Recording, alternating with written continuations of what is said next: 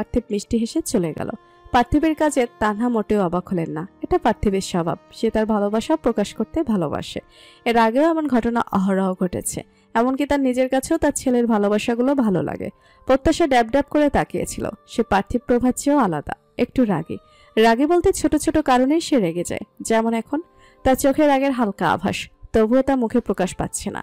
তবে মনে মনে সে ইতিমধ্যে শখানেক গালির দুটো শ্রুতিকে দিয়ে দিয়েছে।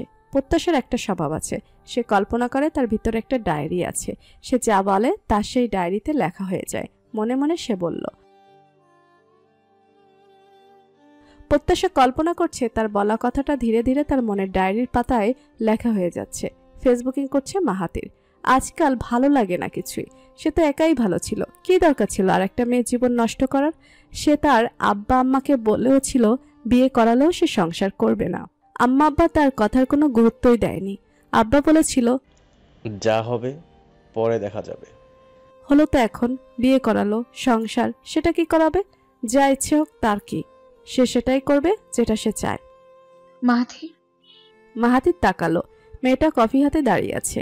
মাহাতির লক্ষ্য করলো মেয়েটা অন্যদের তুলনায় খুব সুন্দর করে মাহাতির উচ্চারণ করে।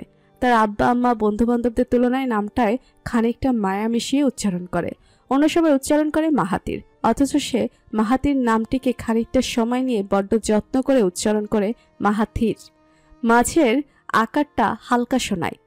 বিভা কফি দিতে আসায় রাগ করলো না, কারণ সে নিজেই চেয়েছে। কফিতে চুমুক দিয়ে মাহাতির বলল, আমাকে মাহাতি বলে নিজেকে আমার আপনজনের তালিকায় ফেলার চেষ্টা করো না, লাভ হবে না। বিভা হাসি লোকটার পাগলামি দেখে। নাম নিয়ে কি কাহিনীটাই না করছে বেচারা। আচ্ছা, সে যতবার নাম তার উচ্চারণ করবে ততবারই কি মাহাতির তাকে নানান কথা শোনাবে? কিন্তু কেন? শুধুমাত্র কালো হওয়ার কারণে? বিভা আয়নার সামনে গেল। আয়নাটা ছোট, শুধু তার মুখ দেখা যাচ্ছে। মাহাতির আর অন্য কোনো দোষ ধরলে সে তার জান প্রাণ দিয়ে শুধরানোর চেষ্টা করত, কিন্তু গায়ের রং কি করে বদলাবে? বিভা ঠিক করলো সে মাহাতিরকে অনুধাবন করাবে কালো মানেই খারাপ মানুষ নয়, কালো মেয়েরাও পারফেক্ট বউ হতে পারে, অবশ্যই পারে। বিভা নিজের হাতের দিকে তাকালো, দাগ খুঁজতে চেষ্টা করলো, পেল না। শ্যামলা হাতে দাগ পড়ে না, তবে হাতটা এখনো খানিকটা জ্বলছে। হাত সে তার হাত পাথর জাতীয় ছোট একটা টুকরো দিয়ে ইচ্ছে মতো ঘষেছে। যদি ফর্সা হয় সেই আশায়, সুন্দর হতে কে না চায়। বিছানার একপাশে কাত হয়ে শুয়ে আছে শ্রুতি। হাত দুটো সামনে থাকায় তার নজর হাতের দিকে। হাতে তার সুন্দর দুটো চুড়ি, ছোট ছোট গোল গোল বৃত্ত দিয়ে বানানো। পুরো চুড়িটা বউ বউ চুড়ি, অথচ শ্রুতির মনে হচ্ছে চুড়ি দুটো ফর্সা কারোর হাতে থাকলে যতটা মানাতো তার হাতে একদমই মানাচ্ছে না। তবে তার চুড়ি দুটোর কারণে তার নিজের হাত নিজের কাছেই বউ বউ লাগছে। আসলে চুড়ি দুটো তার ভীষণ পছন্দ হয়েছে। শ্রুতি জানে চুড়িটা পার্থিবী দিয়েছে। কয়েকদিন আগেই সে ঘুম থেকে উঠে সকালবেলা মুখ মোছার সময় চুড়ি দুটো নিজের হাতে দেখেছে। পার্থিবকে কিছু বলেনি শ্রুতি, অযথাই তর্ক হবে। মানুষটার সাথে তর্কে পেরে ওঠা মুশকিল। শ্রুতি, শরীর খারাপ লাগছে? বলার সাথে সাথে নিজের হাতটা এগিয়ে শ্রুতির কপালে ঠেকালো পার্থিব। গা হালকা গরম, তবে স্বাভাবিক তাপমাত্রা। তবুও জিজ্ঞেস করলো, আপনার কি গায়ে জ্বর? শ্রুতি উঠে বসলো, নির্লিপ্ত কণ্ঠে বলল, আমার গা সবসময় এমনই থাকে, জ্বর না। ও আচ্ছা, বুঝতে পেরেছি। আপনার মাথার সাথে সাথে শরীরটাও সবসময় গরম হয়েই থাকে। হটে হটে হট স্কোয়ার, তার মানে গরম স্কোয়ার। শ্রুতির ভুরু কুচকে চেয়ে রইল। পার্থিব হেসে দিয়ে শ্রুতির সামনে বসলো। সরল নির্লিপ্ত কণ্ঠে আদর মিশিয়ে বলল, সকালবেলা মন খারাপ কেন ছিল আপনার? কোনো সমস্যা? সমস্যা থাকলে আমায় বলতে পারেন। পার্থিবের কথা বুঝেও যেন বুঝল না শ্রুতি। মন খারাপ তো তার প্রায় সবসময় থাকে। শ্রুতি না বুঝিয়ে বলল, মানে? মা বলল আপনার নাকি সকালবেলা মন খারাপ ছিল। আপনি নাকি মুখটা একদম ছোট্ট করে বসেছিলেন। আপনার মুখ দেখেই মা বুঝে ফেলেছে আপনার মন খারাপ। তাই তো আমি বাসায় ফেরার সাথে সাথেই আমাকে রুমে পাঠিয়ে দিল আপনার মন খারাপের কারণ শোনার জন্য। এবার বলুন তো কী কারণে আমার বউয়ের মনটা খারাপ? শ্রুতি চুপচাপ পার্থিবের দিক থেকে চোখ ফিরালো। পার্থিবের কথাটা ভুল। সে সকালবেলা মন খারাপ করেছিল না, রেগেছিল। আমিন সাহেবের সাথে কথা বলার কারণে সেই সময় তার রাগ ছিল আকাশচুম্বী। ঠিক সেই সময় তানহা তার পাশে বসে কিছু জিজ্ঞেস করছিল। সামনেই ছিল প্রত্যাশা। সে তানহাকে উত্তর তো দেয়নি, উল্টো ধমকের স্বরে কিছু বলে উঠে এসেছিল। রুমে এসে নিজের কাজের জন্য নিজেই ভীষণ অনুতপ্ত ছিল শ্রুতি। কিন্তু এই বাড়ি থেকে চলে যেতে হলে এভাবেই সবাইকে নিজের প্রতি বিষিয়ে তুলতে হবে। কিন্তু মা, তার তো উল্টো পার্থিবের কাছে নালিশ করা উচিত ছিল। কিন্তু সে আমার মন খারাপের কারণ জানতে চেয়েছে। আপনাকে কিছু প্রশ্ন করলে আপনি অন্য জগতে চলে যান কেন শ্রুতি? উত্তর কি অন্য জগতে আছে? শ্রুতি মাথা নিচু করে বসে আছে। পার্থিব বলল, বললেন না তো মন খারাপের কারণ? ভাইয়ের জন্য মন খারাপ ছিল আমার। কণ্ঠ কাঁপা শোনালো শ্রুতির। ভাইয়ের জন্য মন খারাপ নয়, তার এখন মন খারাপ তার এই মায়ের জন্য। এই মা হয়তো তাকে সত্যিই ভালোবাসে।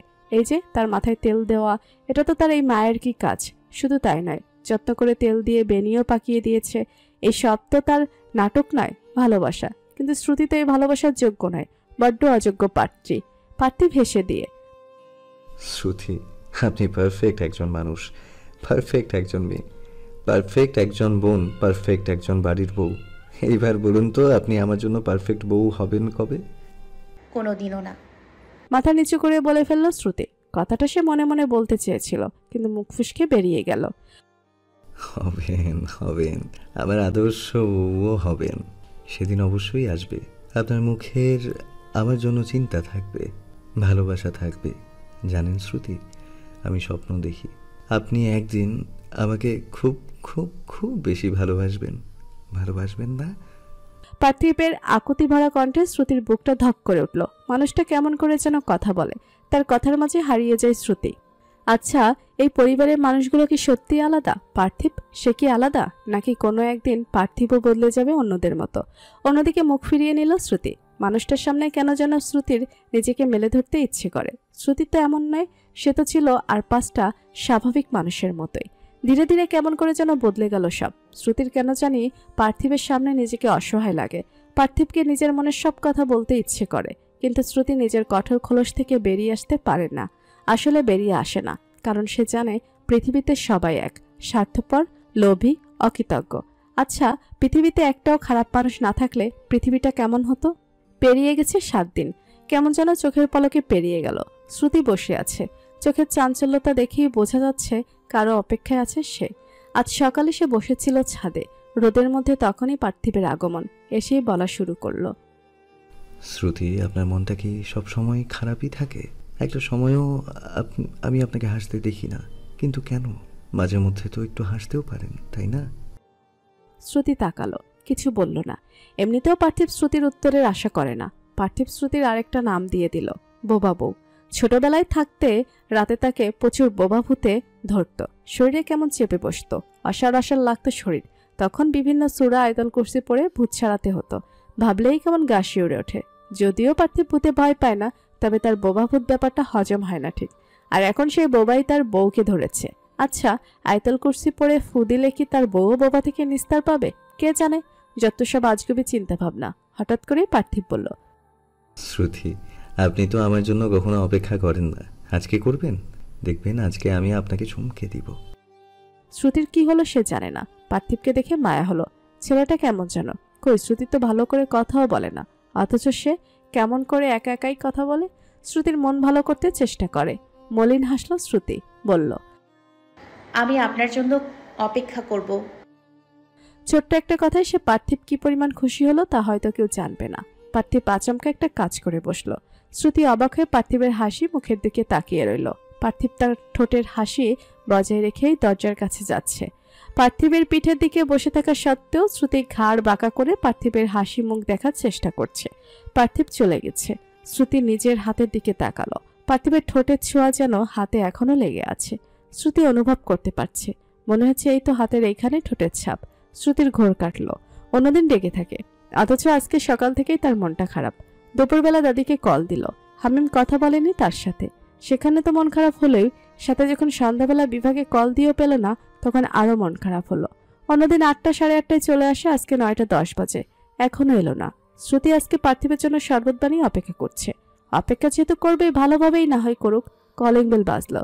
শ্রুতি সুন্দর মতো উঠে রান্নাঘরে গিয়ে ফ্রিজ থেকে শরবত নিয়ে এসে নিজের রুমের টেবিলে রাখলো। এতক্ষণে কেউ না কেউ দরজা খুলছে। হালকা চেঁচামেচির আওয়াজ পাওয়া যাচ্ছে। শ্রুতি সেদিকে নিজের খেয়াল দিল না। এই বাড়িতে চিৎকার চেঁচামেচি নিত্যদিনই হয়, সারাদিন হই হুল্লোড় লেগে থাকে বইকি। শ্রুতি, শ্রুতি পার্থিবের গলাপে পেছনে ঘুরল। এতক্ষণে সে নিজের রুমে ছিল। পার্থিবকে দেখে সে মলিন হাসলো। শরবতের গ্লাস এগিয়ে দিল। পার্থিবের মাঝে হঠাৎ করে উৎফুল্লতা দেখা দিল। সে শরবতের গ্লাস শ্রুতির হাত থেকে নিয়ে রাখতে রাখতে বলল, শ্রুতি, শরবত রাখুন, আমার সাথে আসুন। আপনার চমকে যাওয়া এখনো পাওনা আছেন। মনক্ষুণ্ণ হয়েও হলো না শ্রুতির, শুধু ভাবলো শরবতটা খেয়ে যেতে পারত। যাই হোক, এই সামান্য ব্যাপারে মন খারাপ করার কিছু নেই। শ্রুতি আমলে নিল না। পার্থিব শ্রুতির হাত ধরে টেনে নিয়ে যাচ্ছে। রুম থেকে বের হওয়া মাত্রই পার্থিব শ্রুতির পিছনে গিয়ে নিজের দুহাতের মাধ্যমে চোখ বেঁধে দিল। ধীরে ধীরে একগুচ্ছে শ্রুতি। সবার কথা কানে আসছে, কিন্তু সে বুঝতে পারছে না। পার্থিব থেমে গেল শ্রুতিকে নিয়ে। অগত্যা শ্রুতিকেও থামাতে হলো। মোলায়েম কণ্ঠে পার্থিব বলল, দেখুন তো এটা কে? শ্রুতি চোখ মেলল। চোখ মেলা মাত্রই যেন চমকে উঠে দুপা পিছিয়ে গেল। তার সামনে সোফাতেই হামিম বসে আছে। শ্রুতি একবার পার্থিব একবার হামিমের দিকে তাকাচ্ছে। ঠিক দেখছে তো? হ্যাঁ, ঠিকই তো। তার সামনেই হুইল চেয়ারে হামিম বসা। না, বসা নাই, মাথাটা হেলে পড়ছে। এর মানে ঘুমানো বা অজ্ঞান। অজ্ঞান কেন হবে? শ্রুতি তাকিতুকি করছে চারিদিকে। কি হচ্ছে মাথায় ঢুকছে না। মাথাটা কেমন হঠাৎ ফাঁকা হয়ে গেল। ও এখানে কি করছে? কি আবার করবে, বোনের বাড়িতে এসেছে। শ্রুতি ভুরু কুচকে তাকালো। সামনে তাকিয়ে দেখলো তার শ্বশুর পরিবারের সবাই মোটামুটি উপস্থিত আছে। তাদের কোনো প্রশ্ন না দেখে শ্রুতির কপালে ভাঁজ দৃঢ় হলো। বুঝলো হয়তো তারা আগে থেকেই জানতো পার্থিব এমন কিছু করবে। কিন্তু এসবের মানে কি? চাচি শাশুড়ি শ্রুতিকে উদ্দেশ্য করে বললেন, কিছু মনে করো না নতুন বউ, কিন্তু তোমাদের বিয়ে পাকাপাকির সময় তো তোমার বাবা বলেছিলেন তোমরা 2 বোন, তাহলে?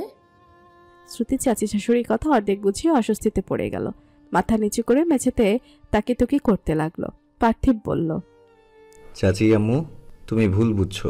আমার শ্বশুর বাবা কিন্তু বলেছিল যে তার ছেলে আছে, কিন্তু অসুস্থ ছিল বলে সামনে আনেনি। ভুলে গেছো? রুমা বেগম ভুরু কুচকালেন। পার্থিবের কথা অনুযায়ী মনে করতে চেষ্টা করলো, পারল না। তবে কি সে কানে কম শোনা শুরু করেছে? কি ভয়াবহ ব্যাপার! শ্রুতি, বাইকে ঘরে নিয়ে যাও, ও তোমাদের ফ্ল্যাটেই থাকুক, কেমন? তানহা জিজ্ঞেস করলেন। শ্রুতি হাসল। সব ছেলেরা মাত্রই বাড়ি ফিরল, তবে আসাদুজ্জামান এখনো ফিরেনি। সবাই ধীরে ধীরে নিজেদের ফ্ল্যাটের দিকে চলে গেল। পরে এসে দেখা করা যাবে। যাওয়ার আগে তানহা বলে গেলেন নিচে চলে যেতে। নাস্তা বানিয়েছেন, সবাই একসাথে যেন খায়। এইসবের মানে কি পার্থিব? আপনি এটা কি করছেন? আপনি জানেন আমার ভাই এখানে কেন? পার্থিব তাকিয়ে আছে শ্রুতির দিকে। কিছুক্ষণ আগেই হামিমকে পাশের রুমে শুয়ে দিয়ে এসেছে। এরপর নিজে অফিসের কাপড় পাল্টে ফ্রেশ হয়ে শ্রুতির সামনে এসে বসেছে। সে জানে শ্রুতি যে তাণ্ডব নাচ শুরু করবে, তাই আগে থেকেই সবকিছুর পরিকল্পনা করা ছিল। আপনাকে কিছু জিজ্ঞেস করছি আমি পার্থিব। আপনার মুখে আমার নামটা ভীষণ সুন্দর শোনায়। আপনি অনেক ক্ষোভ নিয়ে আমাকে ডাকেন, শুনতে ভালো লাগে। শ্রুতি তাকিয়ে রইল রাগে, উত্তেজনায় তার হাত পা কাঁপছে। যখন থেকে সে বুঝেছে যে যা ঘটছে সব বাস্তব, তখন থেকেই তার মাথা খারাপ। শ্রুতি শীতল স্বরে বলল, আমার ভাই এখানে কেন? বোনের বাসায় আসতে পারে না? আমাকে জানাননি কেন? সারপ্রাইজ ছিল, বলেছিলাম না। গত 1 সপ্তাহ ধরে আপনাকে মুড অফ দেখতে দেখতে আমি বিরক্ত। আর কত? আচমকা চিৎকার করে উঠল শ্রুতি। আমি মরে যাই না কেন, আপনার কি? পার্থিব দরজার দিকে তাকালো। সে আসল দরজা বন্ধ তো করেছে, বেডরুমের দরজাও বন্ধ করে বসেছে। ফ্ল্যাটের বাইরে থেকে কি চিৎকার শোনা যাচ্ছে? পার্থিব উঠে দাঁড়ালো, বলল, শান্তি শান্তি শান্তি। আসুন বসে কথা বলি। হাত ধরে খাটে বসালো। বলুন, কি জানতে চান? হামিমকে ওই বাসা থেকে আসতে দিল, আর আপনার পরিবার কোনো প্রশ্ন করলো না কেন? কি আশ্চর্য, গাধার মতো কথা বলছেন শ্রুতি। বোনের বাড়িতে ভাই আসতে পারে না, আর আপনার বাবা আমার কথা ফেলেন না, আমি যা বুঝেছি। আর আপনার পরিবার? আপনার কি? এটা আপনারও পরিবার হয়েছে গত 2 সপ্তাহ আগে, আর তাদের সব বলেই রেখেছিলাম। তারা সবাই ভীষণ খুশি। হামিমকে কতদিনের জন্য আনলেন? ফিরবে কবেও? শ্রুতির কথায় পার্থিব বিরক্ত হলো। আপনি এমনভাবে কথা বলছেন যেন হামিম আমার কেউ না, ছোট ভাইয়ের মতো আমারও। আমার বড় বোনের ভীষণ শখ ছিল, তাই বিভা আপাকে নিজের বড় বোন মনে করি। আমার কাছে সে অতি সম্মানের, ঠিক একইভাবে আমিও আমার কাছে অতি স্নেহের। আর আমার স্নেহ সম্পর্কে আপনি ধারণাও করতে পারছেন না। সত্যিই ধারণা করতে পারছি না, তবে আপনি যে দয়া করছেন তা বুঝতে পারছি। পার্থিব উঠে দাঁড়ালো। আপনি বড্ড বাজে কথা বলেন। বাজে কথা থেকে দূরে থাকা স্বাস্থ্যের পক্ষে ভালো। আর যদি দূরে না থাকেন তাহলে শাসন করা শুরু করতে হবে। নিচে আসুন, আম্মা যেতে বলেছে। শ্রুতি যেন পার্থিবের কথা শুনতেই পেল না। কণ্ঠে ক্ষোভ মিশিয়ে বলল, আপনি আমাকে শাসন করবেন? যদি ভালোবাসতে পারি তবে শাসনও করতে পারবো, দোষ কোথায়? গৃহিণী শব্দটা নিয়ে মানুষের কত তুচ্ছতাচ্ছিলতা, অথচ এই ঘরে গৃহিণী না থাকলেই যেন ঘরটা মৃত মনে হয়। যারা গৃহিণীদের সম্মান দেয় না তারা মূলত জানেই না গৃহিণী অর্থ কি। গৃহিণী শব্দের পিছনে খুব সূক্ষ্মভাবে লুকিয়ে আছে এর সত্য। গৃহিণী শব্দের অর্থ গৃহের রানী। হ্যাঁ, গৃহের রানী। এই যেমন মীর আলয় এর রানী তানহা বেগম এবং রুমা বেগম বাড়ির দুই বউ, দুই অতি সাধারণ নারী, অথচ তাদের সাধারণত্বের মাঝেই অসাধারণত্ব যেন ঠিকরে ঠিকরে বেরিয়ে আসে। পার্থিব নিজের মা চাচিকে দেখছে আর মনে মনে ভাবছে কথাগুলো। ভাবতে ভাবতেই বাজার নিয়ে চাচি আম্মুর হাতে দিয়ে দিল, বলল, চাচি আম্মু সব চেক করে নাও, দেখো ঠিক আছে কিনা, নয়তো আবার যেতে হবে। পার্থিবের চাচি রুমা বাজার হাতে নিল, মুখে হাসি এনে বলল, দেখতে হবে না, তুই তো আর নিয়াজ মীর কিংবা হেমেল মীর না যে বলবো একটা আনবি আরেকটা। তুই আমার ওয়াহাব মীর, আমার ওয়াহাব। আমি জানি আমি যা যা বলেছি সবই নিয়ে আসছিস। বলেই হাসল রুমা। পার্থিব মুস্কি হেসে পেছনে তাকাতেই দেখল হিমেল মুখ কাচুমাচু করে দুহাত দুদিকে নিয়ে নিল, যার অর্থ আমি এবার কি করলাম। পার্থিব এবার শব্দ করে হেসে দিল। তার মা যেমন সহজ সরল শান্ত, তার চাচি ঠিক তার উল্টো। চিৎকার চেঁচামেচি করা তার প্রিয় কাজ। সবচেয়ে প্রিয় কাজ বোধহয় তার চাচু নিয়াজ মীর এবং তার ছেলে হিমেল মীরকে নিয়ে বদনাম করা। পার্থিব সোফার দিকে তাকিয়ে দেখলো মুখটা কাচুমাচু করে শ্রুতি বসে আছে। নিঃশ্বাস ফেলল পার্থিব। আজকে বাসায় ছোটখাটো আরেক অনুষ্ঠান বলা যায়, কারণ আজকে বিভা মাহাতিরকে স্পেশালভাবে দাওয়াত করা হয়েছে। সাথে শ্রুতির বাড়ির সবাইও আমন্ত্রিত। বিভা আসবে জেনেও শ্রুতির মন খারাপ, নাকি এই মেয়ের মুখই এমন পার্থিব ভেবে পায় না। আসাদ আজ বাড়িতেই আছেন, মেহমান আসবে বলে রয়ে গেছেন। বসে বসে চা খাচ্ছেন আর সামনের সোফায় বসা তার দুই পুত্রবধূদের দিকে তাকিয়ে আছেন। তার সামনে শ্রুতি বসে আছে আর তার পাশে হিয়া বকবক করছে।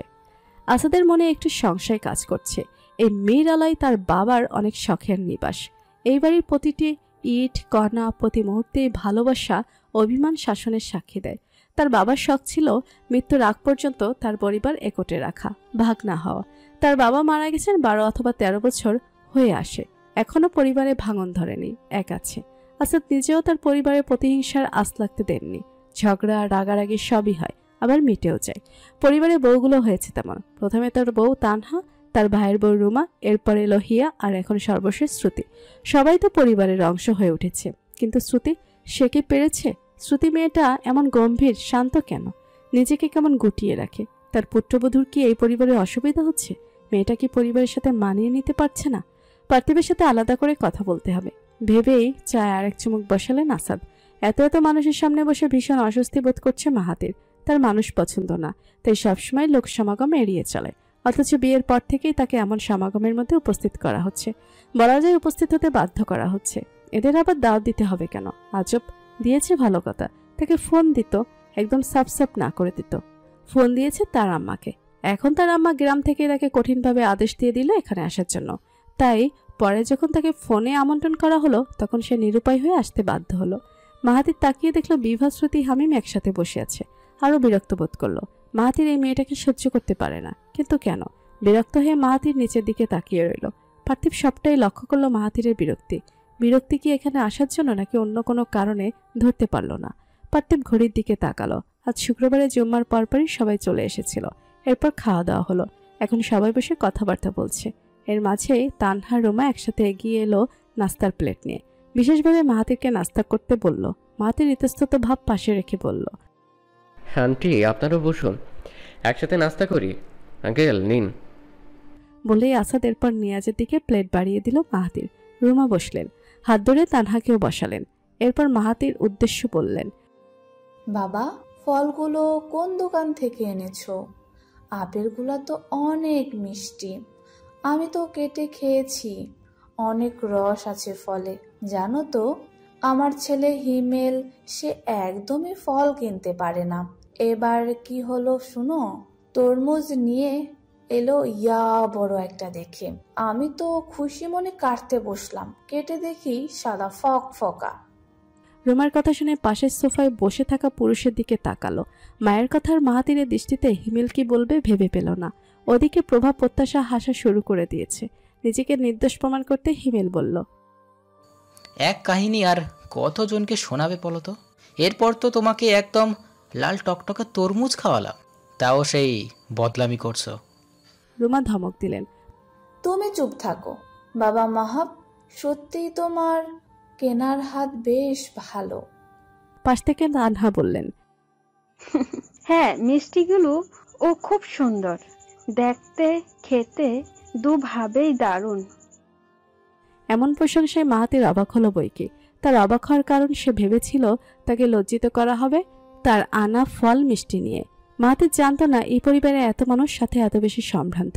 মানুষের তুলনায় নিতান্তই অনেক স্বল্প ফল মিষ্টি এনেছে সে নিজের সামর্থ্য অনুযায়ী।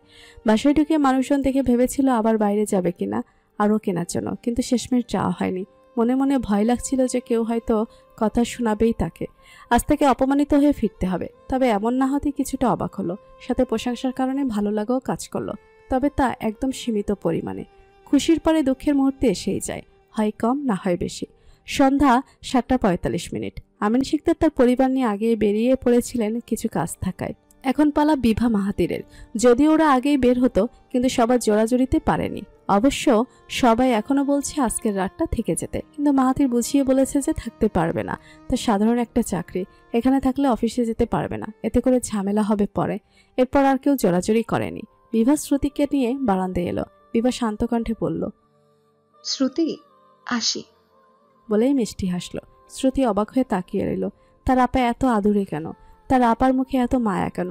পৃথিবীর সব মায়া কি তার সামনে দাঁড়ানো মেয়েটার মুখে আল্লাহ দিয়ে দিয়েছে? শ্রুতি নীরব কণ্ঠে প্রশ্ন ছুড়ল, তুই ভালো আছিস তো আপা? ওই লোকটা ভালো, তোর সাথে খারাপ ব্যবহার করে? জানিস ওনাকে আম্মু নাকি অনেক পছন্দ করতেন। ওনার আম্মু আর আমাদের আম্মু ফ্রেন্ড ছিল, দাদি আম্মু বলেছে আমাকে। হ্যাঁ, উনি ভীষণ ভালো। তুই নিশ্চিন্তে থাক, নিজের আর হামিমের খেয়াল রাখিস। হামিম আপাতত কিছুদিন তোর কাছে থাকুক, এরপর ওকে আমার বাসায় নিয়ে রাখবো। মিস্টার শিকদারের বাড়িতে আর থাকতে দিব না আমার ভাইকে। আচ্ছা আপা, তুই যেটা ভালো মনে করিস। আর আমি এমনিতেও চাই না ভাই এখানে থাকুক। কেন, কেউ কিছু বলেছে? না, সবাই তো ভালো মানুষের অভিনয় করে। আর উনি তো আরেক অভিনেতা। আমার মনে হয় উনি আমাকে দয়া দেখাচ্ছে, কিন্তু আমার কারোর দয়া চাই না। শ্রুতি, তার মানে তুই সত্যি সত্যি বিয়েটা মানিসনি? না, মানি না, ডিভোর্স দিব। এই পরিবার ছেড়ে চলে যাব, কোনো স্বামী লাগবে না আমার। এসব কি কথা? সবাই এক না বোন, বোঝার চেষ্টা কর। প্রথমে রাগী স্বরে বললেও পরে শান্ত হয়ে বোঝানোর চেষ্টা করলো বিভা। সবাই একই আপা, তুমি বোঝার চেষ্টা করো আর নিজের সরলতা কমাও। তুমি অতিরিক্ত শান্ত, যা আমার মোটেও পছন্দ না। তুমি ভালো বলেই সবাইকে ভালো ভাবো, তুমি তেমনি ওদেরও ভাবছো। আমি এখন নতুন, তাই হয়তো ভালো মানুষই করছে সবাই। কিছুদিন যাক, ঠিকই সবার আসল রূপ বেরিয়ে আসবে। শ্রুতি রেগে গেলে উত্তেজিত হয়ে বিভাকে তুমি করে ডাকে। বিভা হাফ নিঃশ্বাস ছাড়ল। বিভা শ্রুতির কপালে আবারও চুমু দিল, ধীরে ধীরে মাথায় হাত বুলিয়ে দিল। শ্রুতি, এই পৃথিবীটা ভয়ঙ্কর অদ্ভুত। এই পৃথিবীতে এমন কিছু নেই যা নেই, সব আছে। এই পৃথিবীর বুকে যদি একদম নিষ্পাপ বাবা থাকে, তবে এই পৃথিবীর বুকে সবচেয়ে নিকৃষ্ট বাবাও আছে। এই পৃথিবীর বুকে যদি কোনো পবিত্র স্বামী থেকে থাকে, এই পৃথিবীর বুকে তবে সবচেয়ে নোংরা স্বামীও আছে। এই পৃথিবীর কাজেই মানুষকে অবাক করে দেয়া। কেউ কেউ সবচেয়ে ভালো মানুষ দেখে, অবাক হয়, কেউ বা খারাপ। ভালো খারাপ মিলেই তো পৃথিবী, ভালো খারাপ মিলেই একটা সামঞ্জস্যতা নিয়েই তো পৃথিবী চলে। বল, যদি শুধু খারাপই থাকতো তবে তো পৃথিবী সেই কবে ধ্বংস হয়ে যেত। এতক্ষণ মিশে যা বুঝলাম, এনারা ভীষণ ভালো মানুষ। তুই এনাদের কষ্ট দিস না বোন, সবার সাথে মিলেমিশে সুন্দরভাবে জীবনটা কাটা। আমাদের শৈশব কৈশোরটা নষ্ট ছিল, এর মানে এই না আমাদের পুরো জীবনটাই নষ্ট হবে। জীবনকে সুযোগ দিতে হয়, আমি দিয়েছি, তুইও দিবি, দিতেই হবে। শ্রুতি মাথা নিচু করে দাঁড়িয়ে রইল। বিভা শ্রুতির হাত ধরে বাইরে নিয়ে এলো, শেষবারের মতো হামিমের সাথে দেখা করলো। এরপর বিভা মাহাতির বিদায় নিয়ে চলে গেল। শ্রুতি তাকিয়ে দেখল পার্থিব হামিমকে মালটা খাওয়ানোর চেষ্টা করছে, কিন্তু হামিম মুখে দিতে নারাজ। শ্রুতি ভুরু কুচকে এগিয়ে গেল। বারান্দায় বসে জীবনের হিসাব কষছে মাহাতির। জীবন কত অদ্ভুত। এই তো কিছুদিন আগে সে এই বাড়িতে একা থাকতো, অফিস থেকে ফিরে রান্না করে খেত, কিংবা কখনো বাইরে খেয়ে আসতো, কখনো বা না খেয়েই ঘুমিয়ে পড়তো। তার দেখাশোনার মতো কেউই ছিল না। তার আম্মা প্রতিনিয়তই ফোন তো করতো, তবুও কাছে থেকে দেখাশোনা আর ফোনে খোঁজখবর নেওয়ার মধ্যে বিস্তর তফাৎ। আর এখন সারা ঘর জুড়ে বিভা নামক কুৎসিত মেয়েটা ঘোরাঘুরি করে। কত দ্রুত জীবন বদলে যায়, ভেবেই অবাক লাগে। মাহাতির ফোন বের করলো। ফোনে আম্মা আব্বার ছবির দিকে নির্নিমেষ চেয়ে রইল। এই দুজন মানুষকে সে অসম্ভব ভালোবাসে, অসম্ভব। মাঝে মধ্যে আম্মার ওপর রাগ হয় যে বিয়েটা কেন করালো, আবার মনে হয় করিয়েছে তো করিয়েছে, তার আম্মা খুশি, আম্মার খুশিতে সেও খুশি ভেবেই ক্রুর হাসলো, যার অর্থ মাঝখানে বিভা নামক মেয়ের জীবনে কি হলো তাতে তার কিচ্ছু যায় আসে না। রাত 12:20, যথেষ্ট রাত, তবুও বিভার চোখে ঘুম নেই। অচেনা অজানা এক শূন্যতা গ্রাস করে নিয়েছে নিজের মনকে। পাশে তাকিয়ে দেখলো মাহাতির কপালে বাম হাত দিয়ে চোখ বন্ধ করে আছে। মাহাতিরের নেওয়া গভীর নিঃশ্বাসে বুঝিয়ে দিচ্ছে কত গভীর তার ঘুম। বিভা উঠে বসলো। কমলা রঙের ড্রিম লাইট জ্বালানো। ড্রিম লাইট অফ করে রুমের লাইট জ্বালিয়ে নিল। হঠাৎ আলো জ্বালায় চোখ আপনা আপনি কুচকে গেল বিভার। ধীরে পায়ে হেঁটে খাটের নিচে থেকে তার আনা ব্যাগ বের করে নিল।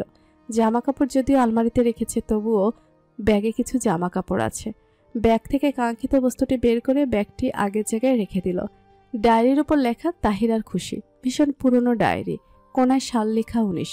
সালটা বোঝা যাচ্ছে না, পুরনো হয় তাহিরা নামটা তাহিবা হয়ে গেছে। রয়ের নিচের ফোটার অস্তিত্ব বিলীন। বিভা ডায়েরিটা প্রথম পাতা খুলল। ভীষণ পুরনো একটা ছবি, মায়ের হাসি মুখ। বুকের মধ্যে হঠাৎ চিনচিনে ব্যথা অনুভব হলো। এই মানুষটা পৃথিবীতে নেই, আর আসবে না, এইভাবে হাসবে না, মাথায় হাত রাখবে না। কেমন না? এমন আজব কেন এই দুনিয়া? মহান আল্লাহ এত কঠিন নিয়ম না বানালেও পারত না। মায়ের স্কুল জীবন থেকে শুরু করে সব লেখা। কিছু পাতা উল্টানোর পরপরই মায়ের ইন্টারে পড়া জীবনে চলে গেল, যেখানে আমিন শিকদারের সাথে প্রথম পরিচিতি থেকে শুরু করে কত অনুভূতি লেখা। হঠাৎ করে মনটা বিষিয়ে উঠল বিভার। মনে পড়ে গেল কিছু বিষাক্ত স্মৃতি। হামিম হওয়ার সময় মা মারা যান। হামিমের 8 বছর। 8 বছর আগের কিছু স্মৃতি ভেসে উঠল বিভার মানসপটে। ঠাস করে বন্ধ করে দিল ডায়েরিটা। এরপর ডায়েরিটা রেখে দিল টেবিলে কিছু বই খাতার নিচে। লাইট বন্ধ করে বিছানায় বসল বিভা। একবার মাহাতিরের দিকে তাকালো। এখন কপালে হাত নেই, সুন্দরভাবে মুখটা দেখা যাচ্ছে। শ্যামবর্ণের মানুষটার মুখ দেখে বিভা আওড়ালো। পৃথিবীতে ভালোবাসা না থাকলেও পারত। শ্রুতি বসে আছে হামিমের রুমে। এই বাড়ির হালচাল একটু অদ্ভুত, কিছুটা আজব। 11 তলার বিল্ডিং। প্রথম তলায় নিজস্ব গাড়ি রাখার বিশাল বড় জায়গা। দ্বিতীয় তলায় ড্রয়িং, ডাইনিং, রান্নাঘর, যেখানে সবাই সকালবেলা, বিকালবেলা, রাত্রিবেলা মিলিত হয় এবং একসাথে খাবার গ্রহণ করে। তৃতীয় তলায় বাবা মা প্রভা প্রত্যাশা থাকে। চতুর্থ তলায় চাচু চাচি, আম্মু হিমেল হিয়া থাকে। সবশেষে পঞ্চম তলায় পার্থিব শ্রুতির ঘর, যেখানে বর্তমানে তাদের ফ্ল্যাটে হামিমও থাকে। যদি প্রভা প্রত্যাশা না থাকতো তবে হয়তো বাবা মার সাথে তারা তৃতীয় তলায় থাকতো, যেমনটা হিমেল ভাইয়া, হিয়া ভাবি থাকে। আচ্ছা, এমন করার কারণ কি? এমন আজবভাবে কোনো পরিবার থাকে নাকি? প্রতিতলাতে একটা করে ফ্ল্যাট, যেখানে সব আছে, রান্নাঘর থেকে শুরু করে ড্রয়িং, ডাইনিং, 3টা বড় বড় বেড, সাথে এক্সট্রা রুম, যেটা কে যে ভাবে সাজাতে পারে। শৌখিন আসবাবে ভরপুর ঘর। আসল দরজা দুটো করে, যে কোনো দরজা দিয়ে ঢুকেই পুরো ফ্ল্যাট ঘোরা যায়। সবচেয়ে আজব বিষয়, 6ষ্ঠ থেকে 10ম তলা ফাঁকা, সেগুলো নাকি গেস্ট রুম। 11 তলায় ছাদ। এমনটাই বিকেলবেলা বলছিল প্রভা মেয়েটার সাথে পার্থিবের অনেক মিল। দুজনের প্রাণ খোলাভাবে কথা বলে। শ্রুতি একবার ভাবল ধমক দিয়ে উঠিয়ে দিবে, কিন্তু দিল না। মেয়েটা কি সুন্দর আগ্রহ নিয়ে কথা বলছিল, সেখানে ধমক দিতে ইচ্ছে হলো না। শ্রুতি উঠে দাঁড়ালো। হামিমের রুমে লাইট জ্বালানোই থাকে। অন্ধকার ভয় পায়।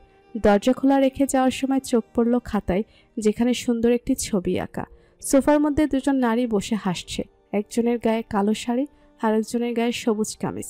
শ্রুতি ফট করে নিজের দিকে তাকালো। সবুজ ড্রেস আর কালো শাড়ি পরে দাওয়াত খেতে এসেছিল বিভা। সন্ধ্যার দিকে ওরা দুজন এভাবে বসেই কথা বলছিল, আর সেটা হামিম কি সুন্দর করে ফুটিয়ে তুলেছে। শ্রুতি ভীষণ খুশি হলো। হামিমের আঁকার হাত ভীষণ সুন্দর। শ্রুতি কল্পনা করলো তার ভাই একদিন অনেক বড় আর্টিস্ট হবে, সবাই তার ভাইয়ের ড্রয়িং দেখবে। শ্রুতি খুশি মনে খাতাটা বন্ধ করে বেরিয়ে গেল রুম থেকে। শ্রুতি রুমে আসতেই দেখলো পার্থিব নরম তোষক জাতীয় উঁচু বস্তু থেকে এক লাফে উঠল। হেসে দিয়ে বলল, অবশেষে এসেছেন।